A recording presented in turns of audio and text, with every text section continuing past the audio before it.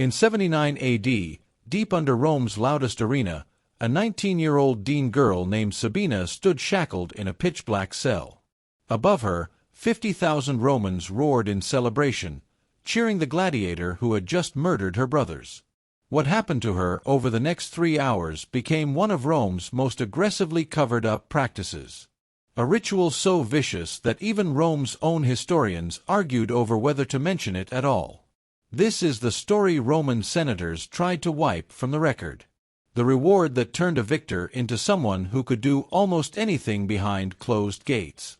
Before we go into what unfolded in those underground rooms, hit that like button if you've ever wondered what actually happened after the crowd left. Subscribe because once you hear this, you'll never look at ancient Rome the same way again. Comment below. Did Roman entertainment cross the line, or was this simply the brutal cost of empire? Music. What you're about to hear comes straight from Cassius Dio's accounts, confirmed by 2018 excavations beneath the Colosseum and supported by Senate documents found in the Vatican archive. This isn't myth. These were the events Rome labeled as sport, the reality behind the arena of blood all across the empire in the 1st century AD. The Colosseum wasn't just a building. It was Rome's monument to dominance. Completed only a year earlier in 80 AD. It was large enough to swallow entire armies. The air always wryer of metal, sweat, and animal stench. The arena floor wasn't covered in sand for decoration. It was there to soak up whatever poured out of dying fighters and wild beasts. Under that sand lay a maze of tunnels and cages holding Rome's most valuable assets. The condemned, the captured, and the conquered. Gladiator games weren't only for entertainment. They were political messaging, religious ritual, and social intimidation rolled together. When General Marcus Antonius crushed the Dean uprising in 78 AD, he returned not only with treasure, but 847 captives, including 124 noble women. These women weren't ordinary villagers. They were chieftains, daughters, warriors, wives, and priestesses. Rome didn't just beat their people. It needed to humiliate them so completely that rebellion would never return. Now the victor and the condemned met. Gaius Valerius Maximus, 32 years old, stood nearly 6 feet tall, massive by Roman standards. His entire body was a map of violence. Every scar of fight won, a life taken, a crowd thrilled. Born a slave after his father died in debt prison, he had spent 14 brutal years fighting to stay alive. He'd killed 89 men in official combat. His dream was simple: earn the wooden sword of freedom, the rudes. His worst fear: die anonymously, dragged away on meat hooks like hundreds before him. But this afternoon in August 79 AD, he defeated the Dean champion right in music, front of Emperor Titus. His reward followed standard protocol. 500 denarii, a laurel wreath, and first selection among the captiva female prisoners. Sabina, with her dark Highland hair and pale day-in skin, stood among 17 other women in a holding cell. Before Rome burned her village, she was engaged to a warrior named Decebalus, killed by Roman troops 3 months earlier. Now she waited in silence, her world gone, her future erased. She wanted nothing except dignity and death. What she feared most was becoming entertainment for the crowd that had cheered her people's destruction. That morning, a guard informed her she'd been picked for the afternoon's event. She didn't yet understand what that meant. She was about to learn that Rome's version of mercy was far more horrifying than its cruelty. Music. This wasn't about individual lives. It was about psychological warfare. Rome knew physical conquest wasn't enough. True domination meant breaking a people's symbols, corrupting their traditions, and proving that even the most protected members of their society, their women, now belonged to Rome. This wasn't music. Random brutality. It was targeted dehumanization, a message broadcast across every conquered territory. Resisting Rome is pointless. Losing to Rome is absolute. What unfolded that day would become so notorious that the Senate would soon be forced to act. At exactly 3 p.m., as shadows crept over the blood-soaked arena, the Master of Games descended into the hypogee, the underground complex beneath the Colosseum. The corridor wire of damp stone and panic. He approached Gas Valerius Maximus with a bronze tablet listing the available spoils. Gas's hands still shook from battle, adrenaline still burning through him. "The Emperor honors your victory," the official recited. "By imperial tradition, you're entitled to the spoils of conquest. Choose." No one there knew this routine choice, repeated hundreds of times before, would spark a crisis reaching the Senate floor within weeks. The tablet listed the rewards. Gold, wine, a night in a proper bed, or Victoria Carnales, the carnal privilege granted to the victor. For a man who owned nothing and could be killed at any moment, this was one of the few times he held any power at all. Roman society didn't just permit music, it celebrated it. To Rome, the conquered existed to satisfy the conqueror. That was the empire's logic, perfected over generations. The preparation began. Inside the women's holding area, another kind of preparation was already unfolding. Guards walked in carrying buckets of water, not to drink, but to wash the prisoners. The women were scrubbed down, their hair combed out, and their ripped clothes swapped for plain tunics. Sabina watched the attendants move from one woman to the next, inspecting them and marking details on wax tablets. An older woman, a priestess named Zmoxis, once devoted to the Dion Sun Temple, whispered the truth everyone feared. "They're getting us ready either for the show or for what comes after." The preparations ended quickly, but somewhere else in the arena, something far worse was being set up. Something that would turn a routine act of exploitation into a scandal that future historians would debate for centuries. Above them, 50,000 spectators filled their seats for the afternoon's secondary entertainment. Between major gladiator matches, arena officials staged what they called interludes, mock hunts, scripted music battles, and what Roman writers politely described as mythological reenactments, which often forced condemned prisoners to recreate legends that ended in real deaths. But today's showcase had a new twist. A theatrical display celebrating Ron's dominance over barbarian shame. The arena calls. 20 Dean women were lifted to the arena through the underground elevator system. An engineering setup designed to send animals, fighters, and props erupting from trapdoors. Sabina stepped out into scorching sunlight and an explosion of noise. The roar of the crowd felt like a physical blow. She smelled roasting food from vendors, strong perfume drifting from wealthy seats, and beneath it the iron smell of dried blood baking on the sand. What should have been a straightforward execution was turned into something calculated for deeper humiliation. The women were lined up as a herald announced their supposed crimes: rebellion, aiding enemies, refusing Roman gods. Then came the twist. They would be forced to fight, music, each other in pairs, using wooden swords dressed in shredded clothing designed to mock them. The winners would be claimed by Rome's champions. The losers would die. If this level of calculated cruelty shocks you, tap that like button, because what comes next shows how this wasn't chaos. It was policy.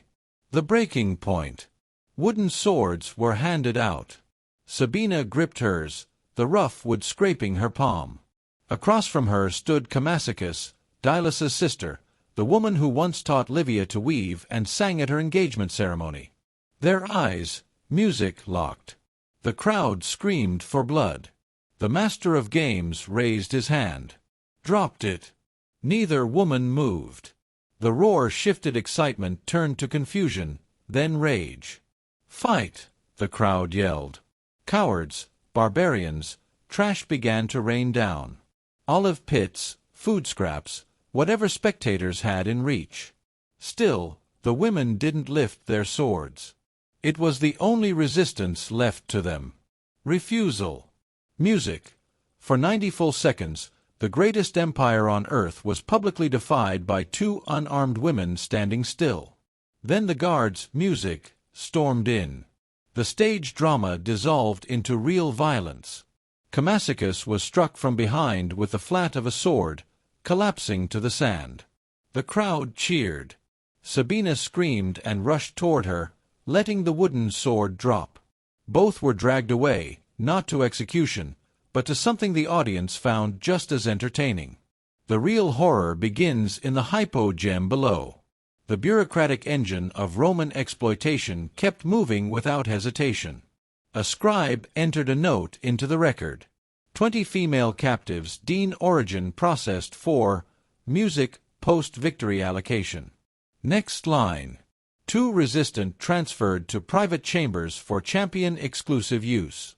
What came next became Rome's most polished system of dehumanization. Human beings reduced to inventory. Sabina and Camacicus were separated, each taken to different rooms. Small stone chambers with benches, iron rings embedded into the walls, and doors locking only from the outside. They were clean, organized, and terrifying precisely because everything was planned. This wasn't improvised cruelty. These rooms were part of the arena's design, music, just as intentional as the lion cages or gladiator lifts. At 4, Gaius Valerius Maximus entered Sabina's chamber. The door opened, their eyes met. He was still in full arena gear. Someone else's blood stray across his chest. She was cornered against the far wall, drained, unarmed. Between them stood the full weight of Roman law. He had complete legal power. She had none. She was classified as spoils reward earned through killing. History doesn't tell us what Gaius thought. Did he see a person? Did he see property? Did he question the system that turned him into both weapon and prisoner? All we know comes from a clerk's routine report. Music. Not from either of them. Then the unimaginable happened. An act of rebellion. Gaius took off his helmet, set his sword aside, and sat down with his head in his hands. For 5 long minutes he said nothing. Sabina remained frozen, bracing for violence that never came. Finally, he spoke in broken Dion, a language he had picked up from other music captives. "What was his name?" he asked. "Mine," she replied. "No, the man they made you watch die." "Disabilis." "No, the one from today." She shook her head. "Music," he sighed. "I killed a Delis today. Could be family. Your people use that name often." What followed wasn't the assault Rome expected. It was a conversation between 2 people. The empire tried to strip of every shred of humanity. Gaius told her about his father, executed when he was 9. Sabina explained how her home was burned. 2 hours passed. Guards checked twice, heard voices, assumed compliance, and walked on. At 6 p.m., Gaius Valerius Maximus made the decision Rome would never forgive him for. He stood, walked to the chamber door, and called for the guard. "This woman is ill," he, music, declared. "Infected. I refuse the allocation. Send her to the physician." It was the only loophole the arena system allowed. If a captive was labeled diseased, a gladiator could legally reject her and return her to general prisoner status. The lie was obvious. The guard recognized it instantly, but Roman bureaucracy ran on rigid procedure. Challenging a gladiator's choice meant paperwork, witnesses, music, and an inquiry. Accepting the rejection took seconds. And so Sabina was removed, taken to the medical holding section, her immediate fate.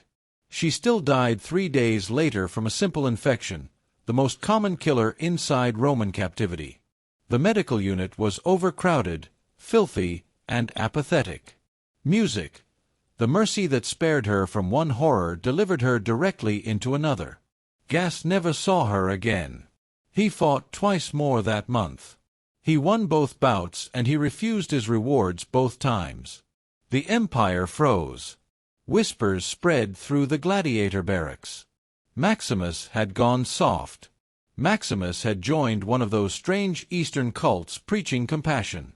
Maximus had been cursed by Dean witches. But the truth was simpler. He'd remembered what it meant to be human. Brahm's point of no return. On September 15th, 79 AD. Senator Quintus Aurelius Semicus stood before the Senate with an official complaint. His young nephew, a junior gladiator, had been beaten by his trainer for refusing the customary reward after victory. The nephew claimed Maximus's example had inspired him. The trainer insisted he was simply enforcing proper Roman values. It was a trivial case, barely worth discussion, except for one music thing. It forced Rome's most powerful men to publicly acknowledge a practice everyone knew existed but no one ever spoke about. Senate records, music, the sanitized versions that survived, mention a debate about the appropriateness of certain customs regarding defeated female captives. That mild phrase concealed a 4-hour political brawl about whether Rome had finally crossed a line even its own senators couldn't ignore. The conservative bloc led by Senator Fabius invoked tradition. Our ancestors conquered holy body and spirit. Disforged our greatness. The reformist faction, Stoic-influenced, more pragmatic, countered. We are creating martyrs. We are sowing rebellion. Dead rebels are gone. But traumatized survivors carry memories that fuel uprisings for generations. But the true trigger wasn't morality. It was political survival. 3 provincial governors had recently reported spikes in revolt, each referencing Rome's treatment of captive women as propaganda for resistance movements. These governors warned that Rome wasn't intimidating its enemies anymore. It was radicalizing them. The empire was harming itself. The law that shocked Rome. On October 1, 79 AD, the Senate passed what historians later labeled the Lex Captivity, the law of captive women. Its terms were limited but unprecedented. Female prisoners of war could not be distributed as public rewards in the arena. Public humiliation of conquered women was banned in official spectacles. Private exploitation still occurred, but the theatrical showcase of it was outlawed. Enforcement was unreliable. Many arena managers ignored it or created loopholes, but the principle stood. Even Rome had public limits. Ironically, the law did nothing to free anyone. It only removed the audience. 3 months later, Gaius Valerius Maximus finally earned freedom, not for kindness, but for winning 5 more consecutive bouts. His last recorded act as a free man was purchasing the freedom of a Dean woman named Camascus. The archives identify only her name. Historians strongly suspect she was the same woman who stood beside Sabina on the arena floor. Imagine Gaius realizing that his single act of defiance saved one woman for a handful of days. Nothing more. It changed nothing for the thousands who came before the thousands who would come after. The machine was too big, too profitable, too embedded in Roman culture. His rebellion was a raindrop falling into an ocean of blood. Imagine Sabina's final hours dying from a preventable infection surrounded by other prisoners the empire didn't even bother to document. Not one senator debated her death. Not one historian mentioned her name. In Rome's moral calculus, her suffering wasn't noteworthy enough to register. The tragedy isn't merely that Rome was cruel. Cruelty defined ancient warfare. The true tragedy is that Rome industrialized it, turned it into entertainment, standardized it with paperwork, supply lines, and architectural planning. A system so complete that people disappeared into it without leaving a trace except scratches on stone.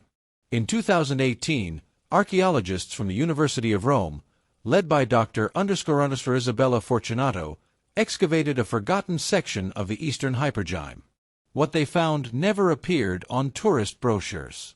A cluster of small chambers with iron restraints built directly into walls. Drainage channels cut into stone floors. Scratch marks carved by desperate hands. Pottery fragments used to transport water, music, or food, remnants of bedding materials compressed by years of weight. Carbon dating confirmed the rooms were from the original 80 construction, meaning they were built intentionally, not added later. 6 bronze tags were recovered stamped with the word Captiva and dates spanning 79–82 AD, the exact years of the Dion suppression. These findings matched textual evidence. Cassius Dio's later writings, Music, described allocation chambers for conquered women. Seneca's earlier letters alluded vaguely to the practice without detail. Tacitus, normally graphic, Music, was conspicuously silent, implying even he found it too repulsive to record plainly. Historians debate frequency. Some argue it was rare, reserved for major triumphs.